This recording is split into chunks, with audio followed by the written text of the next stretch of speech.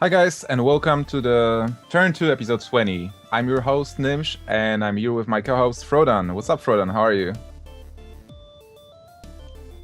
You're muted.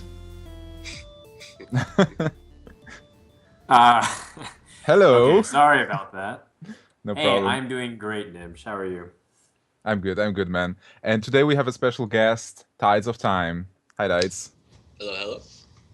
So how are you, man? And who are you? Tell something to our viewers. I'm a professional Hearthstone player slash streamer.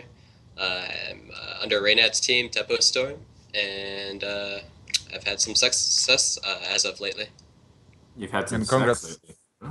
Yeah, I mean, like you're wrecking Nice. the stage for the past week. Confirmed Hearthstone gets you laid, right?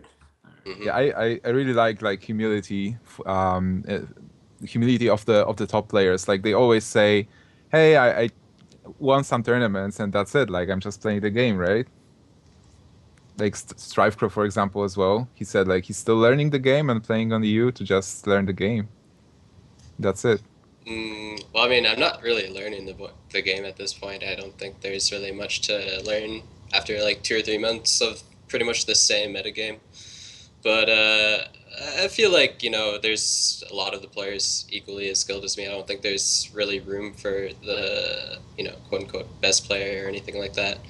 Um, Unless, like, they actively add new cards or change new cards. Because, Guys, I'd like to. everyone's basically figured out the same deck, and Oh, uh, the decisions aren't that hard to make, I think. Maybe for you, like I'm sure that for many players the decisions are a mystery, and they really Oh, have yeah. to like. Well, I'm just saying, strictly speaking, like, the 100, 200, 300, 500 top players will make, 0 to 2 mistakes every game.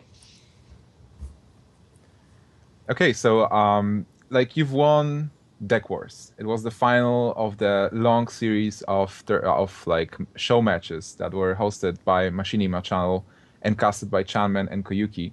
So this weekend we had, so that last weekend we had actually a final tournament. So let's talk about it. Like let's look at the bracket. Like we should be able to see the bracket of the tournament. Okay, got it. So in the finals there was a lot of players like Amas, Gangan, Kalento, Akop, Strifecrow, Chucky, Forsen, Alchemix, Savitz, That's Admirable, Tides of Time, yourself, and Monk. So what do you guys think about this tournament? Like Frodan, have you watched it? Like yeah, what I do you think? watched almost all of it, and there's a lot of cool stuff that was going on. As a person that's been involved in Hearthstone production, it's like my hat's off to Chan Manning crew for being able to pull off a live event as best as possible. There were a few hiccups as well as some controversies, which we'll talk about.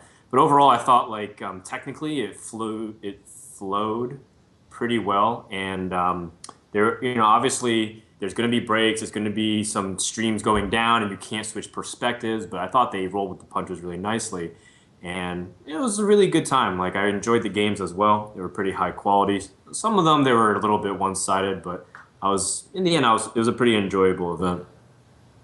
And personally, I really loved how the community responded to the tournament. I mean, the chat was full of people. Like people were chanting things like Kit Kat slide and stuff. Like there was a lot of community stuff going on about the Kit Kat slide. Like for those That was who so weren't good. there, yeah, it was so hilarious. So Uh, like apparently there is a story that Kit Kat is telling people that when you brawl, the armor smith always stays on board, and yeah, Armor Smiths never lose a brawl according to Kit Kats. exactly, and it didn't work. So everybody started chanting that Kit Kat slide. It was so good. Tides, you won the tournament. Like you were in the tournament. You grinded through all the rounds. Like you defeated some notable players.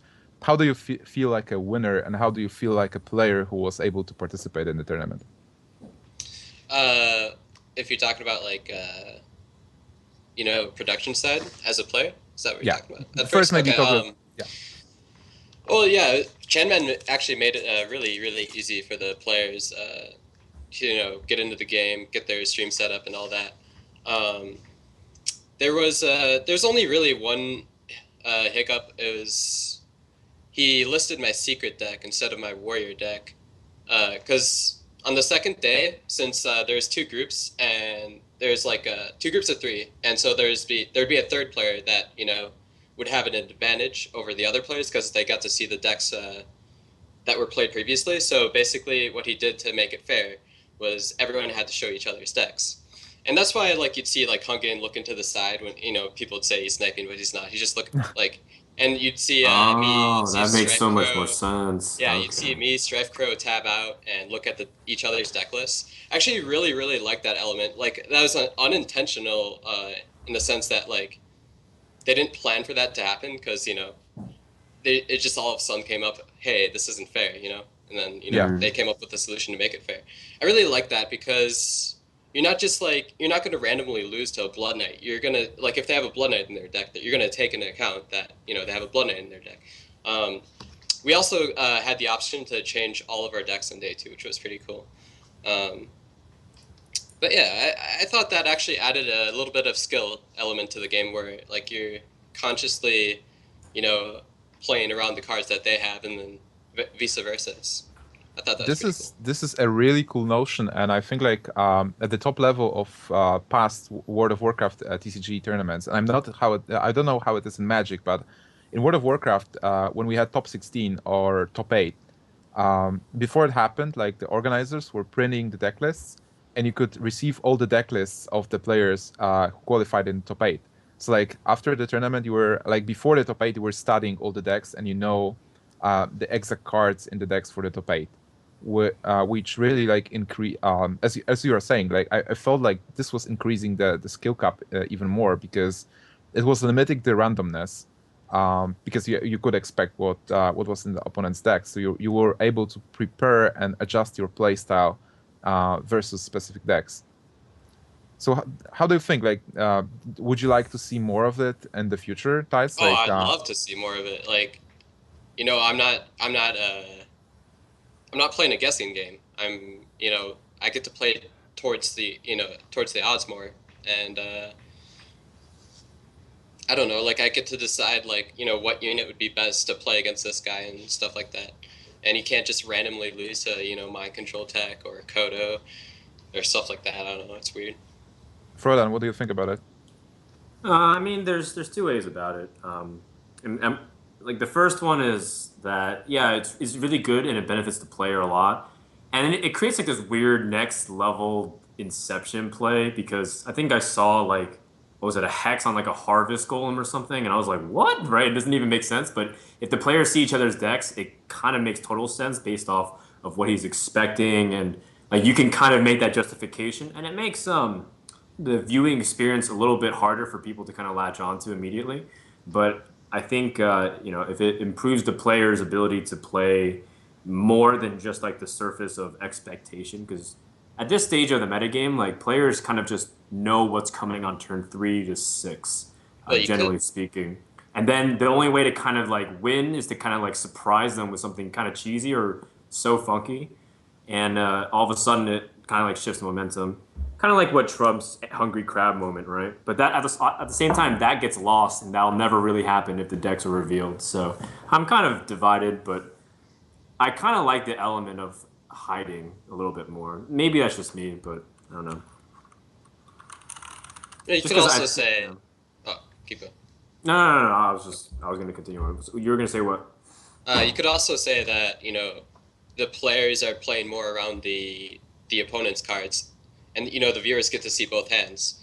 So maybe they're even more connected because the viewers can't really understand that they're not if they're like randomly if they're not playing around the cards in the opponent's decks, like the viewers might just flame them because Yeah, Right. It's I like, mean, oh, he's a noob. How is he not just like he's just yeah, gonna yeah, play yeah. straight into something? Yeah. No, that makes sense. That makes sense. yeah, also feel like it increases the pleasure of watching people because like Hearthstone is a game of hidden information, and most of the pro players have that information. Like you play around the cards that your opponent might have in their deck, and you play with the cards that you might draw from your deck. So like you have all the hidden information that there is. Like you expect the cards, and a lot of viewers, they are only watching the board state. Like they are only noticing the cards you have in your hand, your opponent's hand, and the board, and that's it. And you personally play around all the cards in both decks.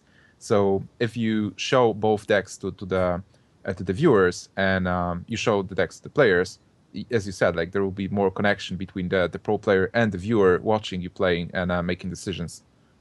I think it also eliminates a lot of coin flips though at the same time. Like when you're trying to mulligan, it's often the case where mulliganing for handlock and zoo can just straight up lose you the game sometimes because you don't have the necessary answers. Especially because, and the metagame is now starting to get all over the place where you can't even really rely on Paladin in tournaments to just be control Paladin, right? Like yesterday we saw Unjust running like an aggro Paladin. Yeah. And you can just straight up die sometimes. So maybe revealing it, at least for like as a tournament format, does have its merits, and it does kind of improve the consistency. Like the more I think about it, it makes sense because in other card games, like I don't know, I think it's a really bad example, but if you use like poker for example, there's 13 cards, and that helps you calculate the odds and makes stronger plays that have better rationale and logic basis. And Yeah. even though it's still like a limited card pool and you kind of know what's coming or what to expect, there's still like solid decision making. So the more I think about it, the more I kind of like this idea. So Yeah. It seems like right now we are playing poker with jokers, so anything can happen, right? It's hard right, to. like it's a wild card, and there's just so many things that you die to, and yeah, I don't know. Okay, so It's like so talking. weird. Yeah, it's a cool notion. I mean, it's a thing for the organizers to decide actually, and for the viewers to think if they really want it. But talking about the metagame, like the tournament had its metagame, and right now Miracle Rogue is dominant. So maybe have a look at the decks that people were playing, and let's talk about them for a moment. Okay. So The first thing I want to ask is like, I just want to like take advantage of the fact that Tides on our show, and for anybody who's kind of watching, whether it's on VOD or live, is that Tides is kind of like a unique deck builder. He's like one of the few people who actually try to take decks and make it his own playstyle rather than just kind of net decking and adjusting their playstyle to the deck. So I kind of want to ask Tides like right off the bat, how do you prepare your decks for tournaments? Is it more of like an individual trial and error, or do you kind of theory craft with teammates and they give you recommendations? Like how do you go about prepping for a tournament, especially something like Deck Wars? Well, recently I've been, in the past I've just been playing fun decks in tournaments, but recently I've been trying to win. Um, and I'm just playing what decks I think are strongest. When you're preparing the three decks, you want decks, you want counters, but in this meta game, there's really no counters because I think there's five main decks. There's five strong decks right now. There's Miracle Rogue, there's Handlock, there's Control Warrior with a lot of burn in it, Leroy, stuff like Druid, that. Yeah, Druids for sure. And Shaman. Shaman, yes. Yeah. And all five of those decks can kind of beat each other. It's just, I think, my Miracle Rogue has a slight advantage in the mirror matchup. It has a slight advantage in Shaman. So what you're trying to do in these matchups is just try to pair it up with the deck that has the slight advantage over the other. Because, I don't know, I feel like pretty much everyone who's played, Shaman, Warlock, Rogue, Warrior, and Druid, like all of these decks can 3-0 the other decks. Mage and Hunter, I don't think as much, but Poor Alchemist. yeah. But going even further on Frodan's question, how do you, because like you're a very creative player and you've showed a couple of decks which were outside of the metagame before, you said having fun, but how do you approach the creative process? Like you sit in front of a computer and you think like, oh, let's make a very cool deck. Like I really want to have the Malekith Druid. Like let's build it, let's try it. So how does it work on your side? With the Malygos Druid, Malygos was just one of my favorite cards. And I didn't want to do just a Malygos Warlock, Handlock. I didn't want to do, I tried a Malygos Rogue, but I failed. So someone else ended up succeeding with that. But the Malygos Druid, I figured, Innervate and Moonfire are probably the strongest cards with Malygos. I guess Rogue, have stronger cards, but it takes them longer to get to the point without Wild Growth and Innervate. Yeah. So I started off with that and kind of built the deck around that. And the metagame at the moment was a lot of Hunters. So Moonfire is actually really good versus Face Hunter, which was popular at the time, because Moonfire gets to trade with the Leper Gnome for free and stuff like that. You can do other stuff while you're trading it. Whereas, like, pretty much every other deck can't trade with the Leper Gnome for free. So, you know, you build the momentum, and then you, of course, have the heals as Druid. So that was kind of the basis around the Malygos Druid. It was able to beat the popular ladder decks at the time. Okay, so it was more like a counter to the metagame and a creative process based around the card that you really liked. Yeah. More or less. Okay, cool. But yeah, in general, when I create decks, you know, that are creative and fun, I just start with the class and look at, you know, interesting cards that haven't been used, and I just go off from that. Okay, that's good. Okay, so let's have a look at the decks that people actually played. So we've mentioned that Mage didn't really work for our Alchemist, but the title of the Mage deck is Duck ? Do you guys know why is that Yeah, actually? I'm pulling it up right now. I have no idea why it's called Duck. Okay. Let's have a look at that Mage deck. Like Duckwing Face help build it? I don't know. So it looks like the Flame Strike is purely for Myoka Rogues. I can't see any other reason why he'd have it in this this metagame. Maybe for Shamans, but more for Myoka Rogues, I'd say. Zulok as well, I think. I Yeah, mean, but Flame Strike's way too slow for Zulok. Yeah, and it's also okay against Zoo, like, because like Knife Jugglers and Mirror Images and stuff like really mess with you. Wait, does it run? Yeah, it does. I'm not used to looking at decks on Hearthstone. I'm used to looking at the deck list itself. I think I can actually add something about this deck. Like, it's probably called Duck because Duckwing Face was running this kind of a deck on both ladders and EU, and I was playing with the deck yesterday for like 2 hours. It seems pretty solid. I mean, it's fun to play. It's an aggro deck. You obviously want to have to deal as much damage as possible in the beginning with like small minions, and then finish them off with a combo. But it also has a lot of like control elements. Like you can deal some damage to the minions and then finish them with Flame Strike. You can combo with. Is there a Violet Teacher on the list? There should be. Nope. No, there isn't. Oh damn! There should be a Violet Teacher actually. Like it's really good with a lot of spells that we have. There is the Polymorph. So I played it with a bit different version, but still like Water Elemental is very strong against Miracle Rogue and like Warrior, Druid as well. So when you keep it on board, it's really good to like shut them down with their hero power. Mirror Yeah, like Image. what I really find about this deck, because I actually played a lot similar to this deck, where first you start off really aggro, because that's just like the basis of it. You have Yeah. the early game minions, you have like leper gnomes and whatnot, and the mirror images and the mana worms. But then you kind of realize that you run out of card draw. So I was kind of playing, and then Purple Drank recommended me to just always keep Arcane Intellect in the starting hand. And that kind of helped the problem. But then if like Shaman, for example, gets a good couple of clears on your mirror images and stuff, and you can't actually like protect your small minions like Sorcerer's Apprentice and stuff, then you're just kind of saving up for major damage. So then you start like adding these small cards in, like the Acolyte, but then you realize Acolyte's slow, so you need answers to their mid-game creatures, so you add like Water Elemental, and then it just becomes more and more control to the point where I'm like, well, fuck it, I might as well just play like a Freeze Mage, right? And then you just start adding secrets, and then you realize like, well, this takes away the fundamental process of it. So like, I really feel like there's no in between with this deck, and Alchemist had a really cool idea to just try to like create some late game win conditions, but it also makes it dead. There's like so many times where I watched his games where he drew like 2 cards that just sat until turn 8 or 9 because he couldn't do anything, and Aggro Mage really needs to be able to dump and control the board and push out damage because that's the whole purpose of it. So I don't know, like I'm really mixed on this deck. I agree. I mean, like Pyroblast is too slow, in my opinion. I mean, I think it won him 1 game, right?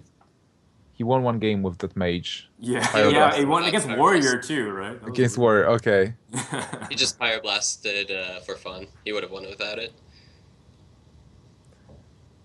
Okay, but this is definitely not a metagame deck. Like, it's cool to see it. Like, it's cool to see some innovation and people trying to play something different. But it's not something you would like to try at home. I'm trying to remember what happened in that game that Alchemist won, but I do know that like Forsen, I messaged Forsen after the series, and he was telling me that he did make a couple of missteps because he wasn't calculating on it. I can't remember exactly, but generally Mage really struggles in that matchup against Warrior because Mage, unless you get the Archmage really going, Antonidas, you kind of have a limited damage potential similar to Miracle, and they just outlast you with armor up and shield blocks and stuff. So Alchemist won his worst matchup, but ended up losing the series anyways. Which is interesting too, because I feel like Mage is supposed to be able to do okay I against feel Miracle no. Pro too. I think this list is actually more geared towards beating Warrior and Rogue, and I'd give this deck the advantage versus pretty much most Warriors, actually.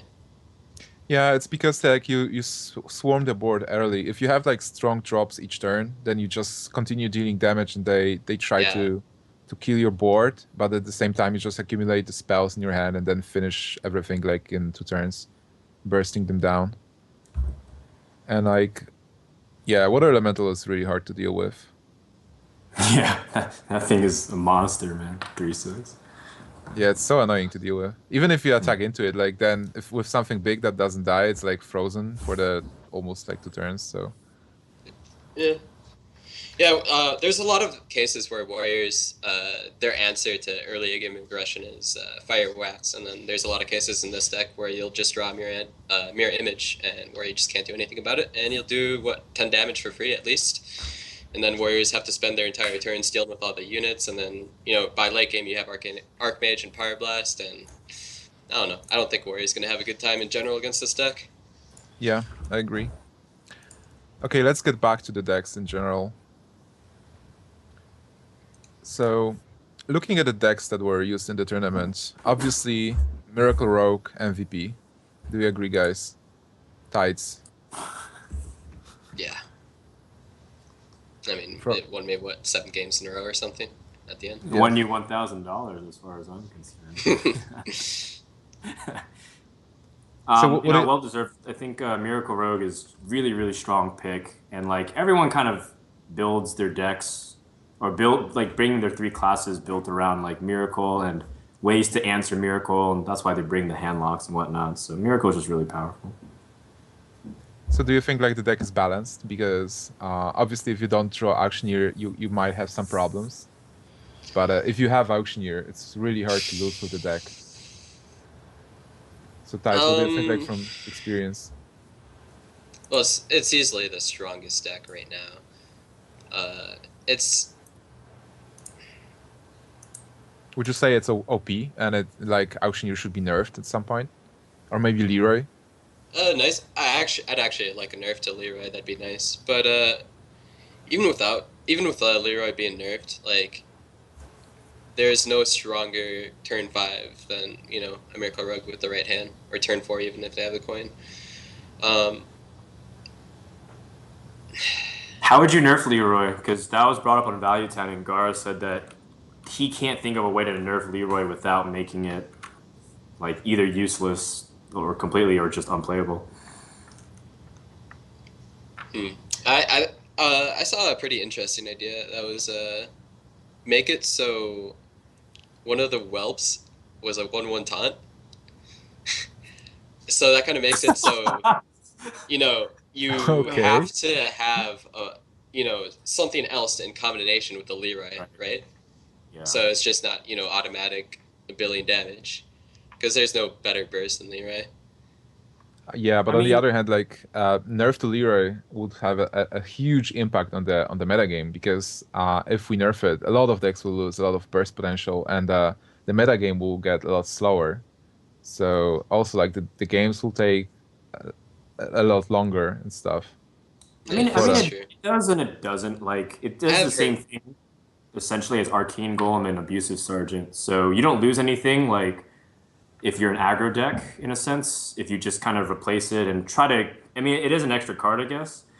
And even as like a hand lock, and you can like I think Colento's deck proves that you can just have Arcane Golem double power, and you actually have a stronger Faceless because it's 24 base damage, and then Soulfire is 28. So it's like I don't know. Like I don't think Leroy's the problem so much as like the cycling, because Leroy and other decks also don't perform nearly as well as in Miracle. You know, like people don't really run the Shaman Wind Fury all the time. I think it's Leroy. pretty important in handlock, having that combo possibility that you actually defend yourself, and then you have this Leroy faceless combo push that you can deal like 12 or like 20 damage out of the blue. Yeah, but my point is that if you attack Leroy, people are just going to find another way to do that damage with like Arcane Golem or something and just kind of save Arcane Golem. He's actually cheaper on the mana, so you can squeeze in something else maybe. And in the end, you don't actually lose that much, especially if you're trying to play combo and you have like Arcane Golem and Abusive Sergeant. It's still 6 damage plus whatever you want to do. Yeah. I mean, I really like the card, and it's kind of like Bull Lightning from Magic the Gathering, like 6 attack, charge, and yeah, I wouldn't nerf the card as well. I mean, there is the disadvantage of the whelps that doesn't actually work as disadvantage because nobody cares. You still like finish the game at the same turn. But I also agree like this that the problem with Miracle Rogue is more like cycling and the fact that you just draw the whole deck and have all the answers in your hand. Like even if you want to counter the deck with taunts, you still will draw into your 2 saps or whatever, kill the taunts, like return it to the hand and finish the game. I mean, so I how do kind you of just. Oh, are we done talking? Are we done bitching No, I about mean, Miracle Rogues? no. I mean, like continuing on Miracle Rogue. I mean, like, how do you even counter the deck? Like, what would you recommend to people? Because a lot of people are losing to the deck. So how do you counter? Like, what would you take in a tournament to counter Miracle Rogue? What a lot of people were suggesting to me when I came back after my 2-week break was handlock, because you don't really care about conceal. You can kill any unit they place on the board the turn after, and then you can also apply more early pressure than any other deck. I guess maybe Zoo would be more early pressure depending on the Miracle Rogue's hand, but yeah, you just can kill the rogue very quickly, and you can kill anything they put on the board. So yeah, typically I think you'd see people trying to place their handlock against the Miracle Rogue throughout this tournament. Frodan, what do you think? Yeah, like Handlock also can answer concealed gadgets ends with Shadow Flames. Like you can turn 5 conceal, and even if you have prep conceal and you draw 2-3 cards off of the combination, you still have like the Ancient Watcher plus Shadow Flame. So turn 6 you can respond. And Handlock, generally like rogues, if they don't have sap, then they're in big trouble because some Handlocks are also running like double faceless. So then turn 4 Mountain Giant, and if you have another Mountain Giant or a faceless, then you have to just keep dealing with big threats. And you can actually die by turn 7 if you're not careful because you just don't have answers. And like rogues have to burn a lot of spells in order to get there. And even if you draw a gadget stand, sometimes you've spent so many of your spells to get rid of the giants. I mean, I think it's okay. People have also been saying that Rush Paladin's really good against Miracle Rogue, but I don't really play that deck because kind of like what Reynad always says, like whenever I play that deck, I feel like I should just play Zoo. So I generally just choose to play the Zoo deck instead. Yeah, Face Paladin and there's Face Paladin, Face Hunter, Face Mage. They all deal, and Face Rogue. Face even. Warrior. Face Warrior too. Yeah, have you seen all of these face decks are really good against Miracle Rogue. The problem is they pretty much lose to any other good deck at the moment. Yeah, definitely. Like, it's just too weak of matchups. Like, there's so much good removal, like from Shaman and whatnot, and like you just lose so much momentum. So that's why it's more like a weird tournament deck, and that's why I thought it was really cool that Alchemist brought like 3 super aggro decks to the tournament, but he didn't perform well. So that made me a little sad.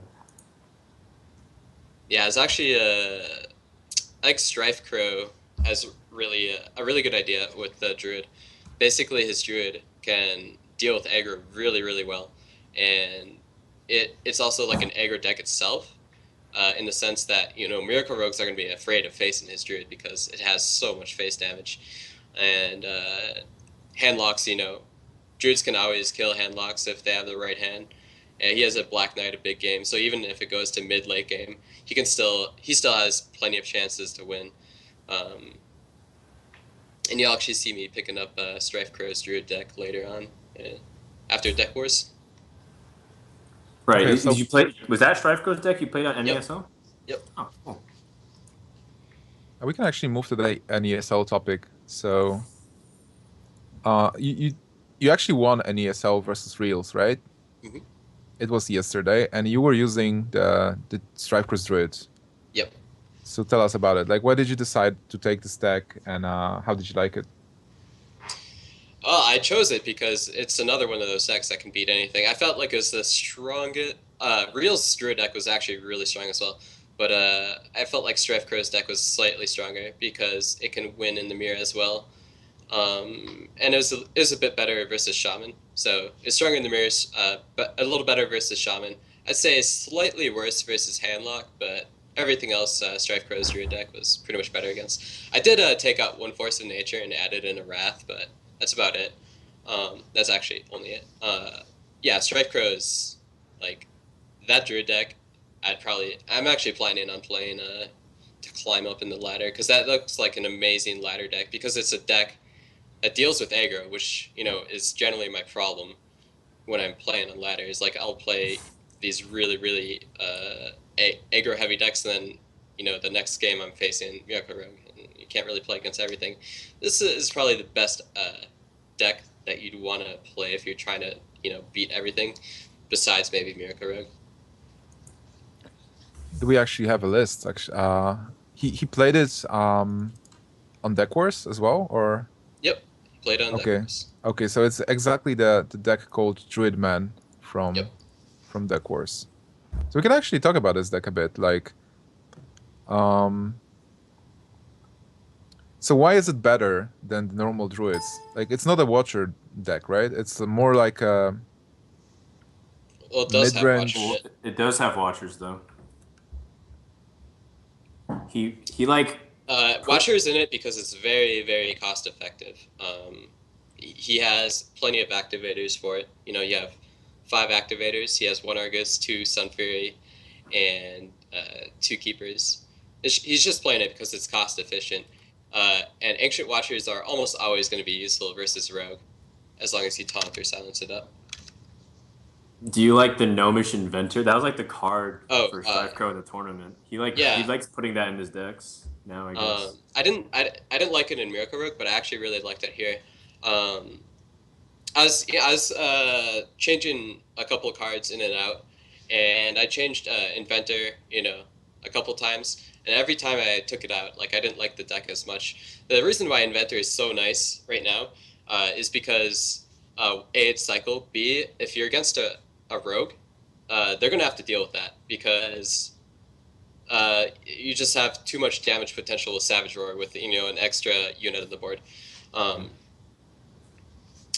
Every time I took it out, like, I just didn't feel good about the deck anymore because I don't know, that one extra draw is just so important. That one extra sticky unit, as, like, you don't want to play that over, or you want to play that over, like, Argus, swipes, you know, Keeper of the Grove a lot of the time. You just want to get through your deck, draw into more damage ASAP. What do you think about the second Savage Roar? Like, the deck is running 1. Yes. But double Force of Nature. So is double Savage Roar too much, or? Yeah, double Savage Roar is too much in my opinion. At least I've never played with double Savage Roar. You know, I guess I've played with it a couple times, but I've never really liked it because if you have Savage Roar is kind of a dead card in your hand until you need a setup later on in the game. Yes. Yeah. And if you have 2 in your hand, well, you're not going to be a very happy camper unless you have, you know, the perfect other cards, but that doesn't happen very often. Okay, so you took this deck for the NESL final versus Reels, and what was the score? Like, you won 3-1? 3-1, yes. Okay. So you actually, like, lost. You lost with the deck 1 game, or did you lose with the Miracle Rogue? You lost. I lost with Miracle Rogue. That's actually kind of funny. The opponent before Reels, and me, all 3 times we played Miracle Rogue, I think we all drew at least 15 cards, and no not a single one Auctioneer. of us drew Auctioneer. I didn't even draw a Zero Drake, and, you know, had like 13 cards left. So yeah, that was pretty brutal. But that's actually the first game out of, like, at least 100 Miracle Rogue games where I've had that happen to me. Draw that many cards without an Zerdrick or Auctioneer, including the Mulligan. It hasn't happened that often, so. And I And still almost won. That's how strong Miracle Rogue is right now. yeah, I mean, like somebody mentioned to me that the card in Miracle Rogue doesn't even need the auctioneer. Like you can really win with just the aggro cards. Or like if you combo Edwin like really nicely and conceal it, you can just win the game with that as well. Hmm. So, but on the other hand, like there was a really interesting game when Rios was playing Handlock and you were playing Shaman. So how do you think? How do you feel about the matchup? Like, is Shaman countering Handlock, or is it more like an even matchup, or doesn't really depend on the cards? Um, well, I played Shaman a lot in the past and was hitting around a 75 to 80% win rate on ladder. Uh, when there's a lot of handlock, when there's a lot of hunter, even, um, I'd give I'd give Shaman probably the 65% chance to win in general versus handlock, especially when it has Black Knight in the deck, which I had. I actually put in Black Knight specifically for handlock and partially for Druid as well. Um, I really like the finish of the game when you Gnimsh a card. I Gnimsh a card. Okay. Yeah.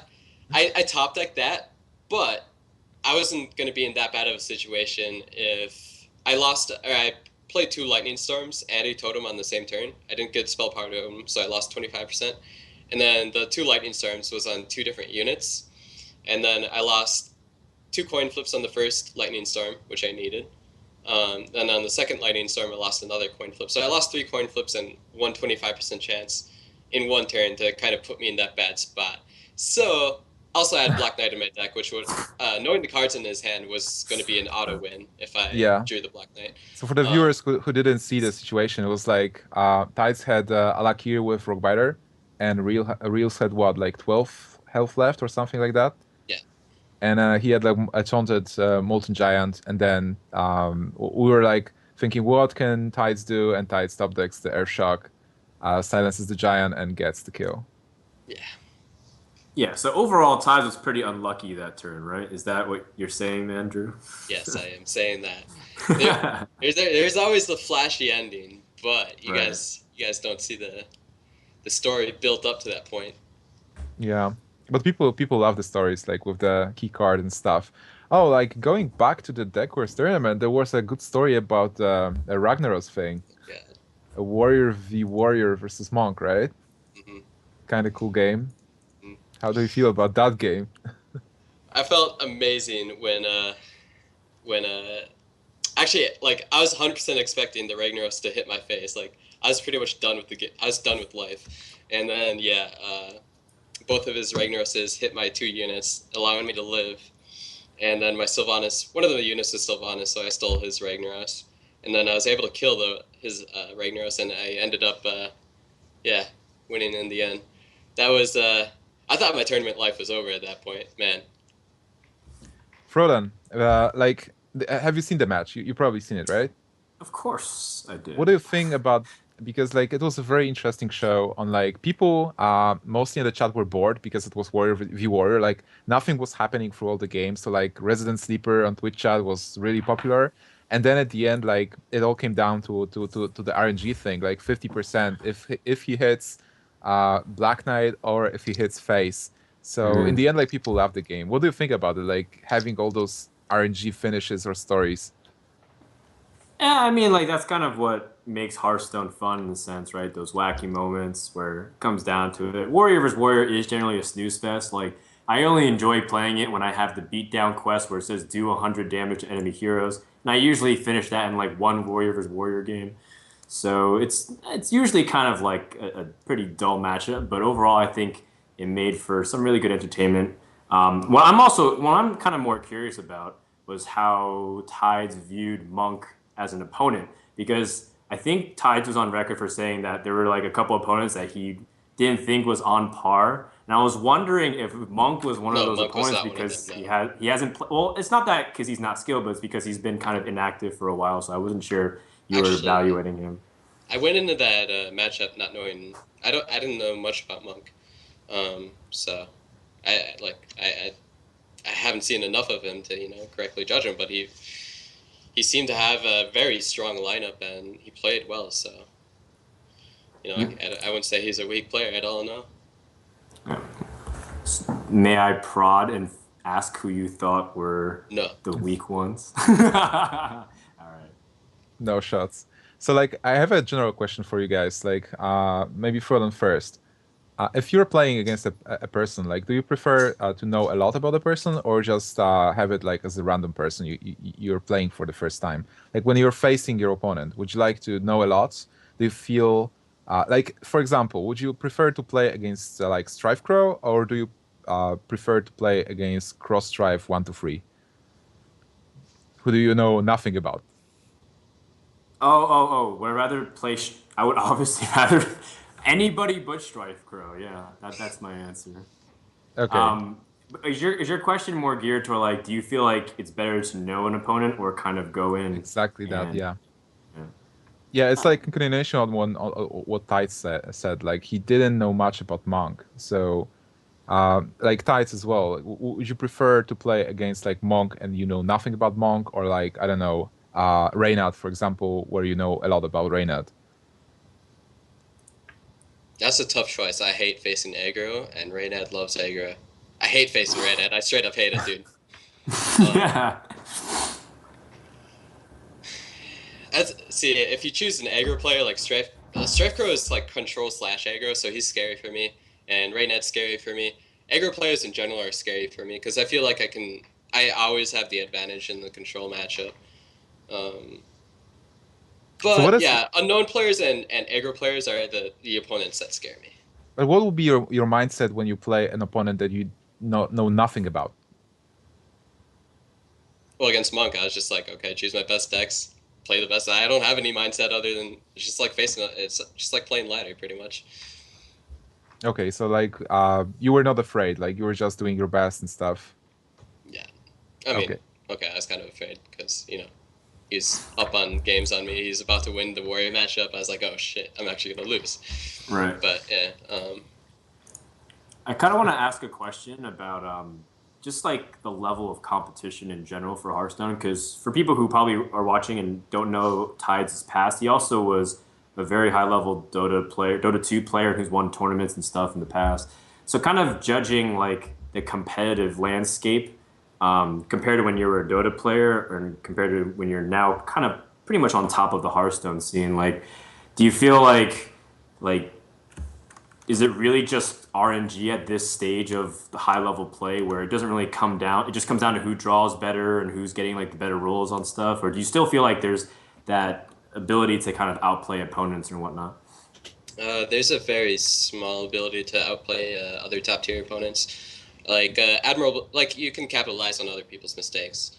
For example, Admirable in the first game of Rogue v Rogue, he didn't eviscerate, which ended up costing him the game. Um, he Phantom Knives instead of eviscerating after he prepped. When he had Assassin's Blade, 2 deadly poisons in his hand, I had Assassin's Blade. He should have known at that point that it was just, who can kill each other faster because we both have the damage in our hand, technically. He had the damage in his hand to kill me. He should have eviscerated. So even the best of opponents will make small mistakes. So there's still a little bit of an ability to outplay, but compared to Dota, like playing professionally Dota is so taxing because you have to practice every day. You have to keep up to date with the meta. You have to every day. Like the Hearthstone hasn't changed much, so you don't really have to keep up to date with the meta.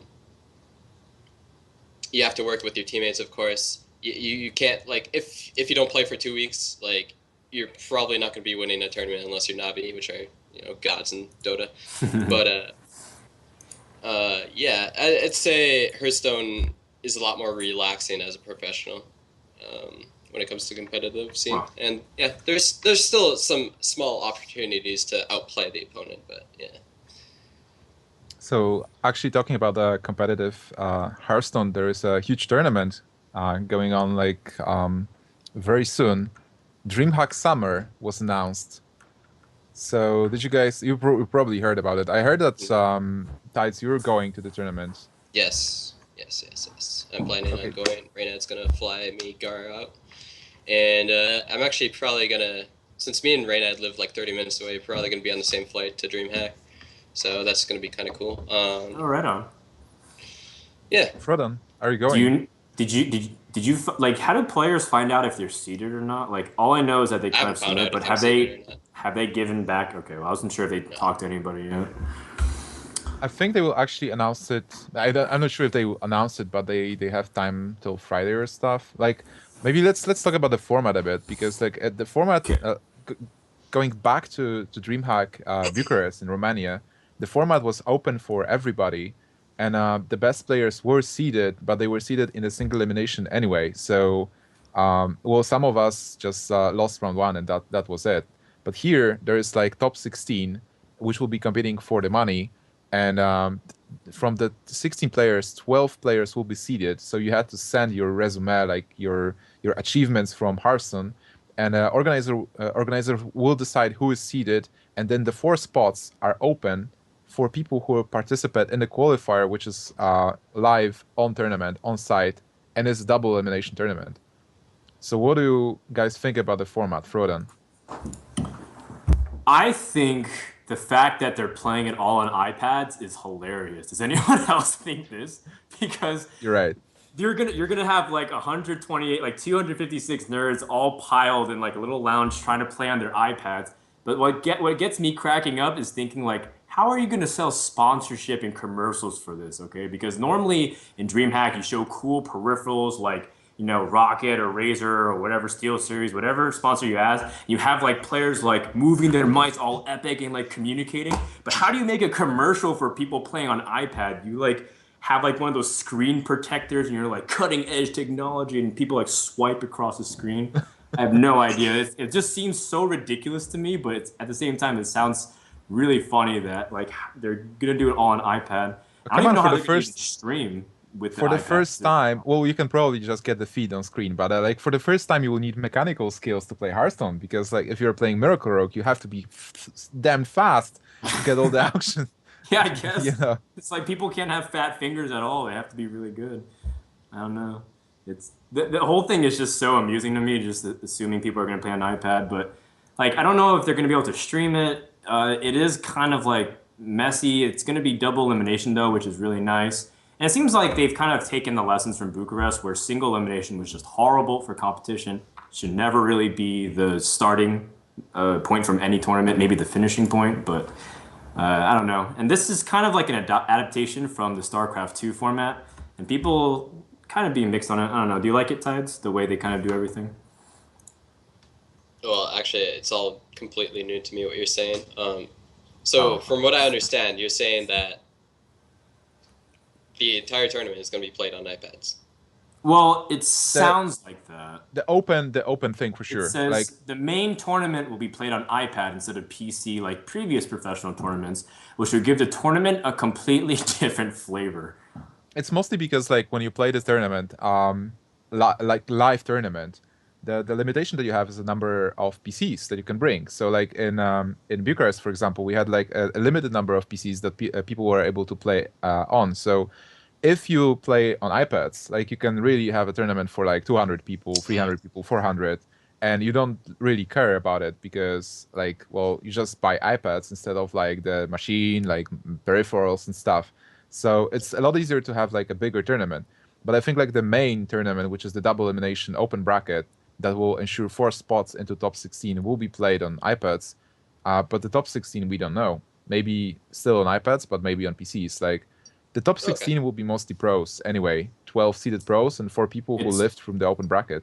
going to be the most popular pros, which I think people still have this aversion to. Like they don't really want to only see the popular ones. A lot of people want to see like more open spots, but I mean, I don't know. Like I think 12 and 4 is a really good ratio, just in general. Like it's safe while still getting like a lot of unknowns. So overall, I think the format's okay. I, I still can't get over this iPad thing though. I don't know. It's just it's silly, man. Like the like okay, so normally in tournaments, what happens is there's like a host that comes out on stage and it's like, "Welcome to the event. Welcome to the grand finals between Tides of Times and Gnimsh." Everyone claps, fucking circle jerking. Yay, go Tides, go Gnimsh.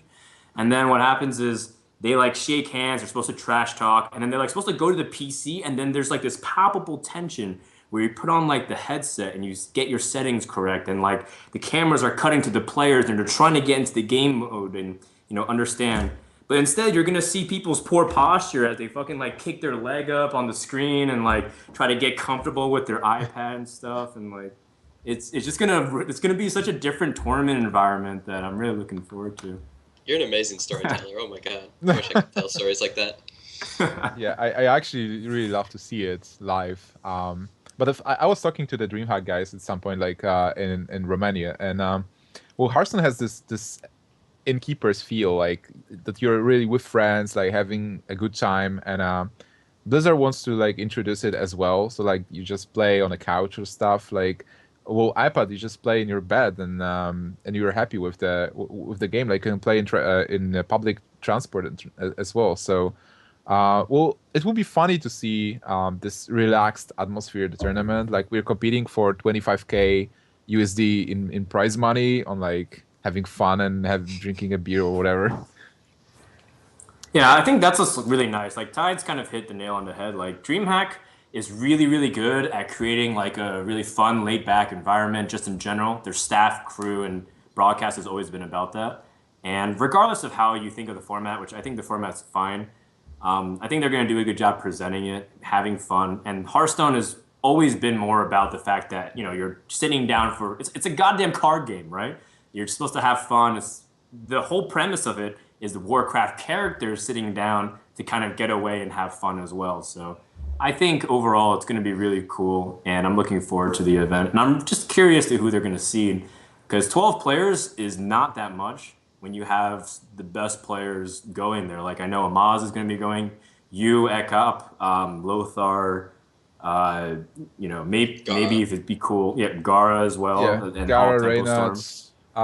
I think VVV will be going. With Spo, Wampy, Ostkaka. Like MYM will be going with Yeah, Blackouts. Savish, Dark Wanix, like all Curse these really going, really obviously, yeah. talented players. Yeah. Yeah, it seems like 12 spots is really. I feel like they will really have to cut people. Like they will have a list of like 24 people who can be seated, and then they will have to make a decision. Like, okay, we need 12 of them, and who do we pick? It will be hard.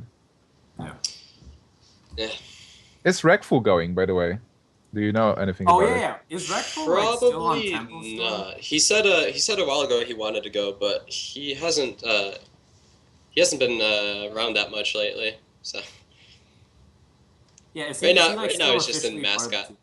Right now, yeah. He's mascot right now because Rekful is like kind of like life coach where they're both already rich. They don't need Hearthstone, so they don't need Hearthstone as a job.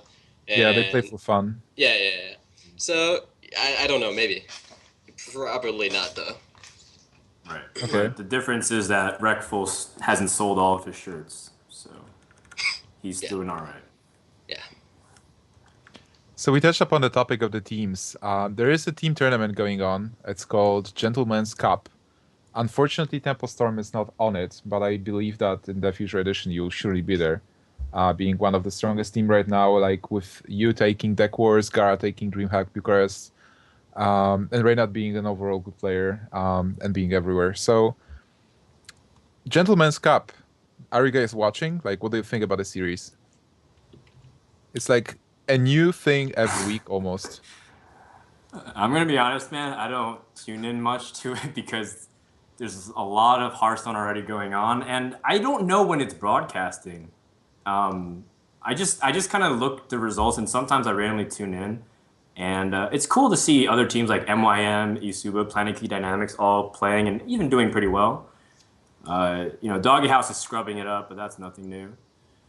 And I think it's really cool that some of these team leagues exist because it's important for people to get their names out beyond just, the invite tournaments. These guys are really practicing, and like some of the big names are going down to these guys who are really trying hard, playing the Zotacs, the Gosu Cups, or the weekly King of the Hills and stuff. Like these guys are trying hard to really establish their brand. So I encourage you guys to tune in, even though I don't tune in all the time.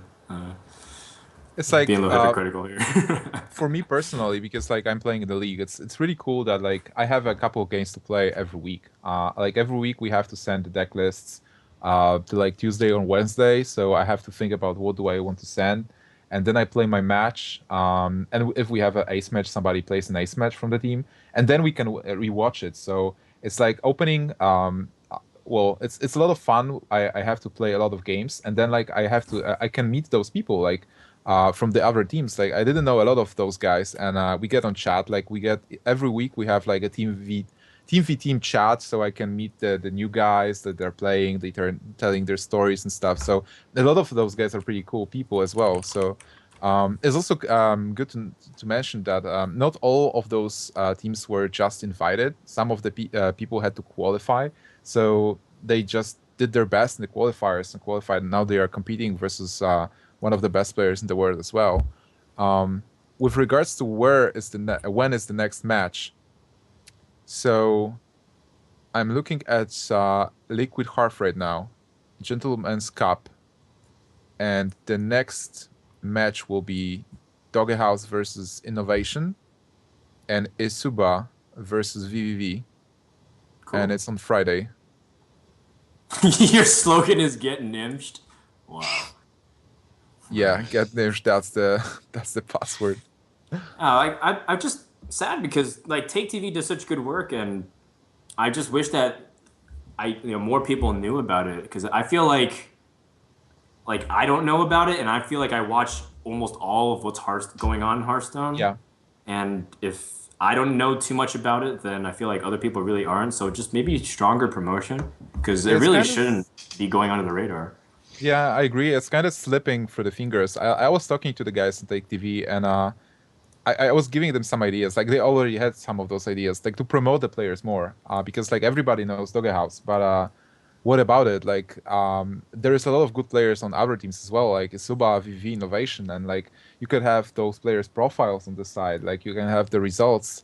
I was scraping to get the information for today's episode as well. Like I was searching, like, okay, who's leading? What are the scores and stuff? So right now, Isuba is leading, but still, like, it would be good to have all the information in one place. And I believe that Take TV is actually working on it to have all the information and stuff. Like, this is the first time they are doing the team league, and this is a lot of information to handle, a lot of matches to handle, and a lot of work. Like, there are so many games they have to like do post-production on because every team 4 people.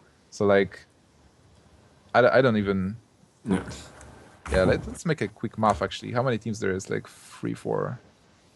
I think some people were also complaining that the commentators are bad, but they're like pretty high legend players, I thought. Like Ponyhof and Nunya. I thought they're really good at the game, right, Gnimsh? Is that true? I don't know. They're on the European ladder. I don't play much there. So like Pony is playing a lot and he's getting better. I'm not sure if he got legend, but he definitely has a good understanding of the game. It's like I was casting with him before, like when I was in Kreefeld for the Take TV Invitational that A Cup won. And it was pretty cool. I mean, we were casting, and he's a funny guy. He is like a good spirited guy, and he knows the game. Nunia, he's more like a League of Legends guy, so he's getting into the game. So I'm sure, like, oh, yeah, oh, okay. I'm sure they can. That explains a lot of the hate, I guess. Yeah, like people, but like people really love to hate. Like, look at Deck Wars. How much hate Chanman actually got after casting. He's so underappreciated. He's so underappreciated. He was organizing the entire thing at once. He was getting all the players together. He's going through all the deck lists, uploading deck lists to each other. He's just doing 1,000 things at once. CODs while casting live. He went underappreciated, 100%. I felt so bad. It's kind of sad. Like the community doesn't understand that those people are actually coming forward and doing their job. Like often they are underpaid or like not even paid at all for what they are doing, and are doing their best. And there's mostly like negative feedback anyway. Like if you really hate those guys and say like, hey, get lost, don't cast, then we'll have like silent games without any casting because the casting scene has to grow for Hearthstone. It's like the game is new and the pro players are young and the casters even younger, and it's pretty hard to cast. The game is so much harder to cast than I ever thought it was because like there's as much as it might feel like it should be simple, but following two players' perspectives and mindsets is kind of tricky sometimes. And I think Gnimsh, you know, because you've been casting, and sometimes you just lose track because you're trying to not only have a discussion of what's going on, but especially when you cast like a lot of games. And when Chanman was casting, what, 8 hours, 7, 8 hours, you just start losing track of how many shield slams were played, and you forgetting like how many does he run this in his deck? Oh wait, I saw Druid for the sixth time today. Does he run combo? Does he not run combo? This kind of stuff. And it's really, really difficult. And I don't envy Chanman's position. Like it's really not nice some of the things people were saying. But at the same time, it's like no one's gonna be really perfect when you're trying to juggle so many things at once. So I feel like people should go easier on him, but at the same time, like he took it in stride. Chris is a champion. I talked to him for Yeah, like a couple hours afterwards, and he was so positive about it. I was yeah, like, dude, how do you pick yourself up after getting spit on by 2,000 people over the virtual world? Like, how do you do that? Just yeah. like He brush it takes up and criticism amazing. He's just like, yeah, they're just encouraging me. They're making me laugh. Oh my god, I'm gonna work harder. Blah blah yeah, he's like Rock Lee from Naruto, man. He's blah. gonna come back. He's gonna train his vocal cords and like smack it against a piece of wood like 50 times a day so he gets stronger. He's gonna come back bigger and better. Just watch for Deck War Season 2. You're gonna see Chan Man, Sixth Gate Unleashed. I was actually casting with Chris as well, and I was casting your game, Tides. It was pretty fun to do. Oh, you In were. Mali. Yeah, I was like, I was casting Deck Wars when you were playing against Ira with your Malagas deck. Oh, Yeah, right. it's pretty fun to cast with Chris as well. But on the topic of casting Hearthstone, actually, Hearthstone is so much harder to cast because the best cast is when you cast hidden information. Like Hearthstone is a game of hidden information, and people mostly complain when you go autopilot. Like when you're looking at a board state and you're like, oh, he has a Yeti on the board. Everybody sees there is a Yeti, and he has Rock Biter in his hand, and you cast like, oh, he has a Rock Biter in his hand, and now what is he going to do? And the player casts Rock Biter, and you say he casted Rock Biter. Like this is the worst thing, and people start complaining. But you can often go into that mode when you're really tired. But I feel like what people expect is for you to actually go into the mind of the player and say what are the possibilities, like what are the good plays, like be on par with the player you're casting. Like well, you're casting like best players in the world, but still you have to be on par with them, which is so hard to do. And as you said, like casting both players at the same time, like you're casting like Savitz versus Glento, and it's Savitz's turn, and you have to say like, oh, Savitz is thinking about this, and this, and he might do this, and this, and Colento might react to in this way and that way. So you have to be in the mind of both players, even though they are like the best players in the world. And sometimes it's so hard to say like what they are really thinking, and then they can surprise you with their plays, and the audience is actually expecting you to do it, like to be those players and say what they are thinking and why they're making choices. Yeah, Yeah. but to do that, you kind of need to have the knowledge of like a player, and I realized that very quickly after the first, what was it, the first season of Fight Night, man, But yeah, and like we commentated, like that's actually like so bad because one of the most fun series ever in Fight Night was a series that me and you cast in Gnimsh, and I was like, oh my god, I can't even listen to this. Like, I'm so embarrassed. And like one time they made it do like, hey, why don't we go back and do a best of Fight Night? And I had to sit through and watch the VODs, and I'm like, this is awful. And since then, I've like, I kind of really like sat down and said, I really want to learn this game. I don't want to just be like a talking head. So I really committed to try to get better. But casting is a lot harder, like harder than almost any other game right now. They're on the esports circuit because you can kind of get away in other games doing play-by-play, but in Hearthstone, I don't think you can really get away with just play-by-play. yeah, I agree. I think it'd be kind of fun to try casting Hearthstone. You should. I'll try. Yeah, I'll try in the future. Yeah. NESL like always likes getting players, so I think you should do that. Cast Rain Knight or something. Oh yeah, Reynad was casting yesterday. What do you guys think about it? It's like Like, listening to him stream, man. Pretty much. It's exactly what it is. yeah, I He mean, really likes you, Tides, in case you don't know. Oh yeah. yeah, he was really upset when something was not in your way. Oh really? Yeah. You couldn't Like, hide the yeah. bias. I think the statement that I chuckled the most at was like, "Will Tides ever lose again?" And I was like, "Oh my god, Oh, this God. guy." Yeah, He's said stuff like that, like like Tides is the best player in the world. Like the best control player in the world. like Tides is gonna win DreamHack, stuff like that. And I'm just like, no, please stop putting these expectations upon me. Stop. Like they're compliments, but at the same time they're like expectations of him. And Yeah. I'm like, oh god. It can actually jinx you. Like No, I did just jinx. I mean, I'm not sure if you're familiar how I jinxed Savitz. oh, you I did. guess I did. Like on the news, ESG news, I said like Savitz is the best player in the world, and then he 0-3 went 0-3 in the fight night. So God. no pressure, no pressure. You can do it. That's... Yeah. You By the way, gotta like, offer your sacrifices to the RNG gods and Yeah. remain on top. on topic of the NESL, it's I have a small announcement to make. Like I actually made it on Twitter yesterday, but I'm invited to the next episode of the NESL King of the Hill series. So we might actually play me and Tides and it's the next Tuesday, right? But I have first, no idea. okay, I think it's next Tuesday, but still I'll have to win against the person who actually gets through all the grindy stuff on a NESL. Like it's like an open bracket. It's open bracket, right? Yeah, And I don't know the specifics, but I know they have to go through some sort of hellhole and come out and face a pro player. And yeah. I heard that Reels is actually aiming to get through all the stuff and get back. Oh, Yeah, and then oh, face man, me he and like wants that. Okay, he wants revenge. Jesus. Yeah, he was pretty Yeah. upset after losing the games. He like asked a bunch of questions on his play and stuff to some of the other pros. So yeah, he's out for you, man. He wants that He's a very title back. talkative fellow. Yeah, he's a great guy. He has a Yeah. lot to say. Yeah. Okay, so hopefully Tides will play next Tuesday. But there's also another tournament that will happen this weekend. It's the arena tournament that's being organized by your team, actually, Temple Storm. But I feel like Dan actually has more information about it.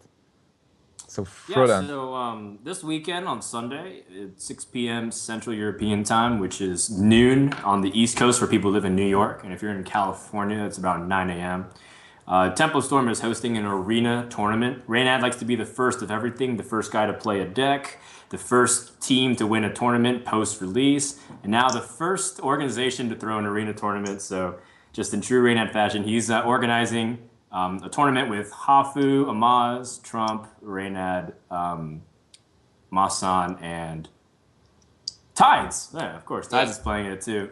And I'm going to be casting it with Crip. You guys should tune in because it's going to be fun. Reynad told me right off the bat, it's more casual, laid back, fun, just kind of show a different dynamic of what Hearthstone could be. Plus, you never know if people end up liking this kind of format and maybe draft becomes like this kind of thing. What makes it a little bit weird is like how they actually executed this. I think what they did was they had the accounts actually simulate an arena draft where you load it up, you pick one of your 3 classes, and you draft. But the only rule is that you can't draft more than 2, right, Tides? Right. Per deck. Right. It's like an and you just experimental copy it. thing. Right. I mean, the Blizzard developers might, add new features to make, an actual arena draft possible in the future, but you never know. This is just, it looks like a very experimental tournament.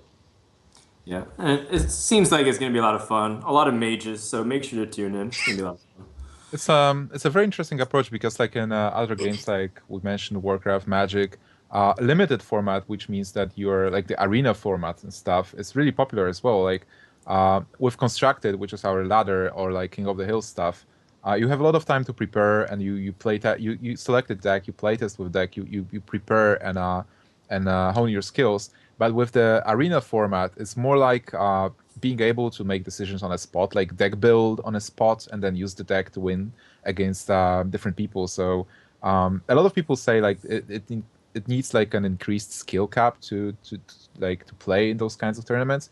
But so I'm really like curious to see and watch it this weekend and see what people do. Yeah, and Trump's been asking for like an arena tournament for the longest time since like the first day I've ever met him. So he finally gets one, and we'll see how he does because he's a very big proponent on arena taking lots of skill. Okay. By the way, guys, Masan, you know the guy. He got recruited by TSM, Team Solomid. For the people who don't know, TSM is a League of Legends team. They have also like a Smite team, right? Dota? They have Dota? League of Legends, or TSM? Yeah, TSM. I think they're looking into a Dota team. I don't think they have a Dota team yet, though. Yeah, they're just. It looks like they're starting to finally expand. Become an organization more like EG and Liquid. Just expand across all the competitive games. Looks like they've been wanting to get into Hearthstone for a bit, and looks like Masan is the start of that. So TSM, Team Solo Masan. Wait, right now, at Yeah, I least, like, guess that's true. Yeah, Masan yes. is by himself Yeah, on that team. makes sense. so, like Curse with Savitz, having only Savitz first, but then they recruited good players. So TSM into Hearthstone, like there's a lot of other teams as well. So it's pretty cool that teams from the huge organizations actually picking players. I think it only like stresses the thing that Hearthstone is really becoming an esport, and well, the organization is always good. Like they will provide you with money, the travel money and stuff, like with all the things you need. So Hmm. it's like a dream for a lot of players, right? To like Yeah, get yeah, yeah. into a team and then have your basic needs fulfilled and just play the game and try to be the best. Yeah, it's great. You see Curse coming in. Liquid's already been in for a while. You see a lot of other teams looking for ways to come in, like Liquid. Really, the smaller teams that like Clarity, stuff like that. Seen a lot of different teams coming in. Is Doggy House like? Is that just a name or is that an actual Um, organization? no, it's like just a name. We're like a band Okay, of okay, okay, brothers, and it's Doggy House plus Strife Crow, who is not really on a team, but he's playing with us. So okay. yeah, we'll see how the future unfolds before Doggy House. But for now, we are just like friends doing our Okay. best. And nothing can ever separate us. Except for Yeah, I course. think this is a really cool thing just for the scene in general. TSM is a legitimate team organization. They have one of the best. They have, I don't know, like basically one of the top teams in League of Legends. I would say in the world, but I'm not really up to date, so League fans don't crucify me. But they did get second, I believe, in the most recent NA split. And their Smite team is actually really good, apparently. They won the Invitational for the launch party. So it just makes sense that they want to move into Hearthstone. And TSM's always also been like more of a stream hub as well. So as much as it might be like a, create the best team, it also is a popularity sponge because people kind of like gather together and they see like, oh, TSM supports this and they kind of have this fan base now. So I guess it's just really good. It's not the only team that's going to be moving into. I also know that TSM pursued some other players as well. Like Masan isn't the only player. I don't think he'll be the last, but I don't know who it is. I just heard that they've approached multiple players before, and it won't be the last league team or team that you know primarily from League of Legends to move into this space. There's a lot of different teams just trying to find a way to get work into Hearthstone. Eventually, you'll see a lot more, but there's a lot of bigger names looking for a way to come in, for sure. Yeah, for sure. That's good. That's good. Good news for It's all the just the players. beginning. Like, Just the yeah, beginning. just the So beginning if of a for people big who are thing. like watching this right now and are kind of envious of the other players getting attention, like you really should start now. Start streaming, start playing in every open tournament you can, trying to, get into the NESLs, the King of the Hills, the open qualifiers for DreamHack and stuff because the sooner you make a name for yourself, because these teams are going to be making a big move soon, you want your name to be out there. So now is the time. Like it really is. And people feel like it's impossible to break out, but everybody had to start from somewhere. Like everybody started from zero at one point. So Yeah, and get your ass moving. there is a lot of tournaments. Like, I think it is a concern of many players that how do I get popular and stuff. Like, we'll start playing a lot and start winning. I mean, like, there's a lot of weekend tournaments which are open, Zota Cup, Ghost of Gamers as well. So a lot of different tournaments where you can really shine and show your skills, and then like try approaching players, talking to them, start writing articles as well. Like on iHarfy here, we accept articles from different people, and it's a great way to promote yourself. Like, it doesn't cost anything to just sit and write an article about a deck or like a state of the metagame or something. Like, let the community know you and your skills and that you're good, you're knowledgeable about the game, and then like somebody will pick you up eventually. How So did wait? as I don't Yeah, think I sure. know the story. Tides, how did you get recruited by Tempo Storm? Was it you? Did Reynad approach you? Did you kind of like? Was there a qualifier and I didn't know about it or something, or No, what? no. How did you actually? Well, in the season 2, I was the first Legend player. I think that's when I caught Reckful's attention, and then I caught Reynad's attention shortly after. I hit rank 1 in season 3 as well, and then I hit rank 4 in season 4, and I don't know, somewhere in that point, uh, me and Reynad played like a best of 5 while I was rank 1. You know, makes for a good story. Reynad challenging rank 1 player in Legend. And then he decided that I'm really, really fucking good at the game, and he approached me and asked if he wanted to be on a team with him. And I recommended Reckful, and he knew Gara, I think, previously. He knew Gara was absolutely amazing at the game. I had no idea who Gara was, so that was, I think, props by him by picking 2 very good players to pick on, or to be on his team. And Reckful's really, really good at the game. I really want him to come back. He's an entertaining. He's like one of my favorite streamers too. But yeah, Reckful. There's a couple players that like, I can't replicate their thought process, right?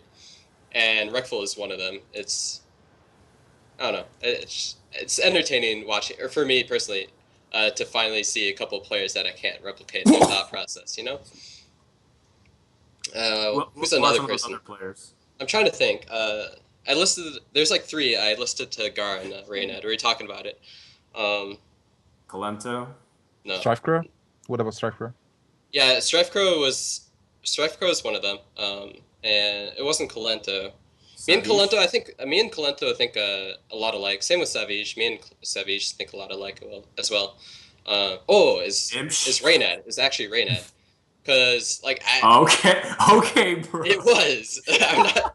It's actually partially why I agreed to be on a team with him. Like I thought his playstyle was unique. I thought we'd. Okay, Frodan. No, I'm messing. I'm messing. Okay. Yeah, no, Yeah, you're just absolutely messing. right. Your face is red as a freaking tomato. Yeah. It's just I'm very. I'd say I'm very challenged when it comes to aggro play, and I can't make plays that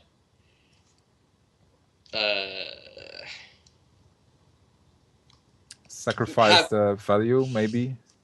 make you have faith in your top decks, right? Oh, yeah. Yeah. I don't understand you at all. That's typically the aggro player. They make plays that Yeah, you make they plays have based on faith in their percentage. top decks. Yes, Yeah, it's yeah. like you make an educated risk. So like you make a play based on what you have left in your deck and count damage, and make an educated risk of an odd. Like, okay, I have 70% to draw this card, which will deal this amount of damage, and then like a couple of turns. Yeah.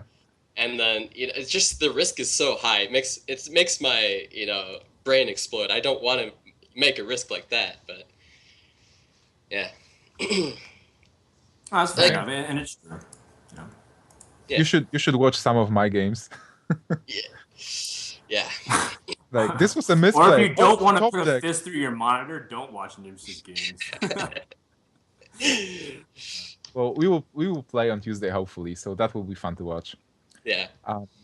Okay, guys, like we are going to wrap it up like soon. Like, do you have any topics you want to discuss?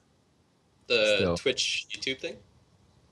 But do we know anything? Like, it's interesting. Yeah, that's a good Even topic. if we don't know anything, what do you think about it? Like, Tides, you're starting to come into one of the top 3, maybe even like the top streamer sometimes if some of the people turn off their streams whenever you're online. So what do you think about this whole YouTube Twitch thing?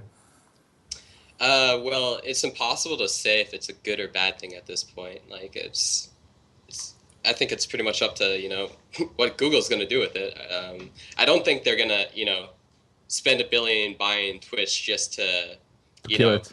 Yeah, just to kill it. I think they're making an investment past, kicking out the competition. They want to do something with it. whether it's going to be good or bad, you never know. Google has had a lot of very, very successful projects, obviously, otherwise they wouldn't be in the spot they're in. Um, yeah, I've heard, we were talking about this before we started the show, but I heard that YouTube's CPM was better, but Frodan said it's actually not. No, it is better.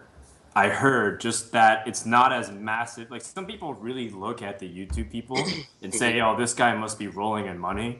When I mean, yeah, first of all, they are. But the second thing is that it's not as disproportionate as people might think. Like a lot of people give Twitch crap for their really bad CPMs, and rightfully so. Like Twitch doesn't give the best CPMs compared to like, what Owned used to give and like MLG and even Hitbox TV. Like they offer better CPMs, I think.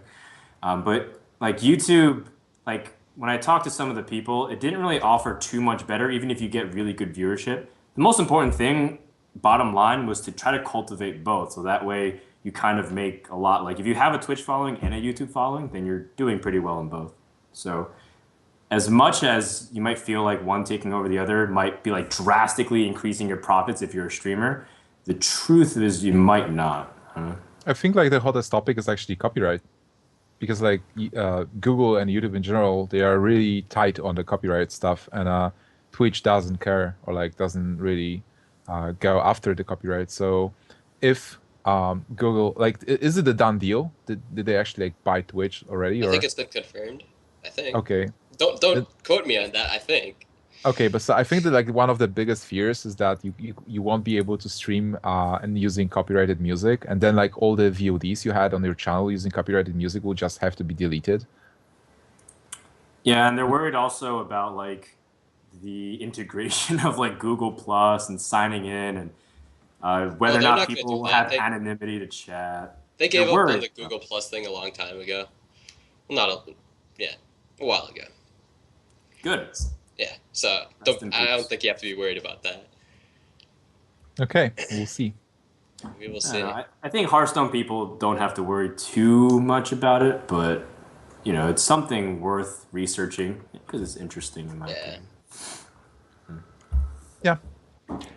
Okay, so like the last thing I want to say is a reminder that until tomorrow, if you want to disenchant your Unleash the Hounds, you have to do it because the promotion ends on May the 22nd, right? Tomorrow. Yes. Tomorrow. You can't. You won't be able to get extra value for disenchanting Unleash the Hounds after tomorrow.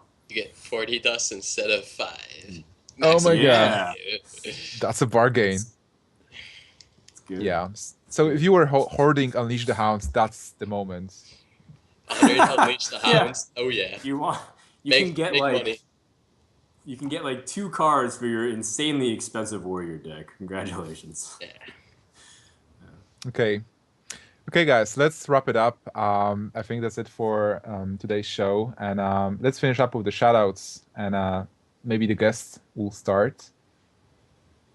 So, guys, okay, yeah, you're the guest, guys. Sorry. Shout out to Tempo Storm. Shout out to Ma-san for getting hooked up with TSM.